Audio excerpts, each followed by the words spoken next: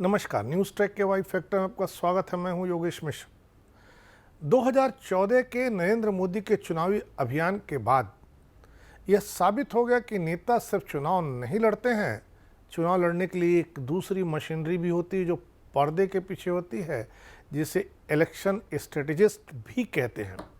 उसी चुनाव के बाद पीके का नाम उभर करके पूरे भारत में सामने आया था। कहा गया था कि नरेंद्र मोदी की बहुत बड़ी विजय के पीछे पीके भी थे।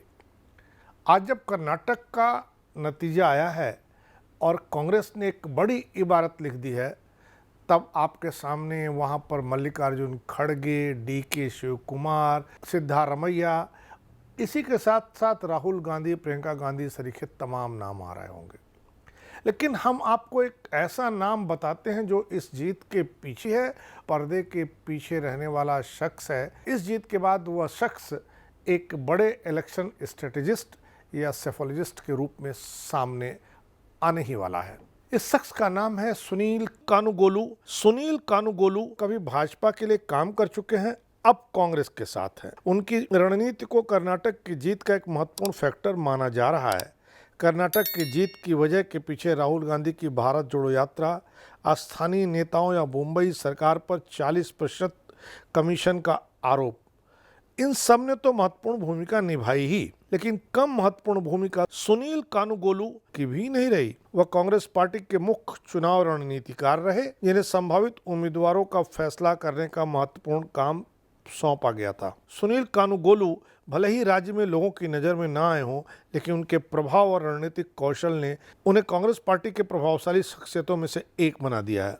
मीडिया की नज़रों से खुद को दूर रखते हुए कानुगोलू ने खुद को राहुल गांधी का एक विश्वसनीय सलाहकार बना लिया है। कानुगोलू पहले भारतीय जनता पार्टी के लिए काम करते थे। पिछले साल वह कांग्रेस में शामिल हो गए और जब कानुगोलू कांग्रेस में शामिल हुए तब भगवा पार्टी को एक बड़ा झटका लगा था। बहरहाल उन्होंने मुख्य रूप से अपने गृह राज्य कर्नाटक पर ध्यान केंद्रित करते हुए कांग्रेस में रणनीति विभाग के प्रमुख की भूमिका निभाई। उनका उद्देश्य स्पष्ट था, अपने विरोधियों को शांत करना, पार्टी के भीतर अधिक महत्वपूर्ण भूमिका सुरक्षित करना।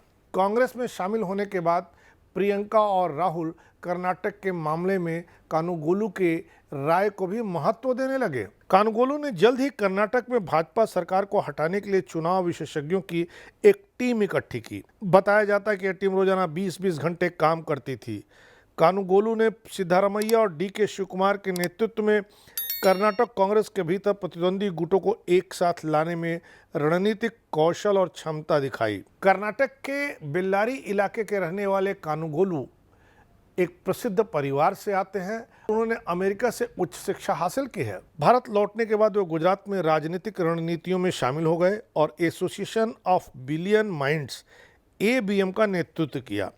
2014 के लोकसभा चुनाव के दौरान प्रधानमंत्री नरेंद्र मोदी के रणनीतिकारों में से एक के रूप में उनकी महत्वपूर्ण भूमिका थी। 2017 में उत्तर प्रदेश के विधानसभा चुनाव में भाजपा की कमान कानुगोलू ने संभाली थी। कानुगोलू तमिलनाडु के मुख्यमंत्री स्टालिन के साथ भी काम कर चुके हैं और 2019 के लोकसभा चुनाव के दौरान वो स्टालिन के लिए काम कर रहे थे। स्टालिन की पार्टी ने तमिलनाडु में बहुत अच्छा प्रदर्शन किया। अब जब प्रशांत किशोर राजनीतिक रूप से सक्रिय हो चुके हैं, राजनीतिक रणनीतिकार की जो उनकी भूमिका थी उसे उन्होंने बहुत पीछे छोड़ दिया है, तब कानुगोलू को अपने लिए और ज़्यादा जगह दिख रही है।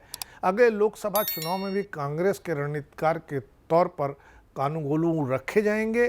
देखना है कि अभी और जो 4-5 राज्यों के चुनाव होते हैं उसमें कानुगोलू क्या करिश्मा दिखाते हैं। इस बार इतना ही, अगली बार फिर मिलेंगे किसी नए सवाल पर नए ढंग से बात करने के लिए।